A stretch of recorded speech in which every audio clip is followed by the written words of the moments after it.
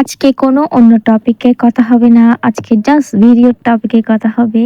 So hey guys, আসসালামু আলাইকুম। কেমন আছেন সবাই? তো নিয়ে আসলাম শীতের পিঠা, শীতের দিনে শীতের জন্য, শীতের উপলক্ষে আপনাদের জন্য।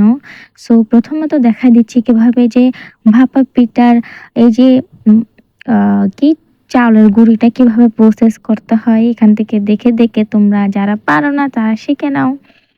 তো প্রথমে এখানে হচ্ছে ২ কেজির মতো চালের গুঁড়ি। তো প্রথমত ফার্স্ট অফ অল স্বাদ অনুযায়ী লবণ দিয়ে ফেলছে। তারপরে এই যে নারকেল, মিঠা যেগুলো লাগে আপাততর জন্য সবগুলো কাজ শেষ। দেন হচ্ছে এই যে এরকম ছাঁচতে হবে, এরকম করে নিতে হবে। আমি তো জাস্ট আজকে আপনাদেরকে রেসিপি দেখাবো।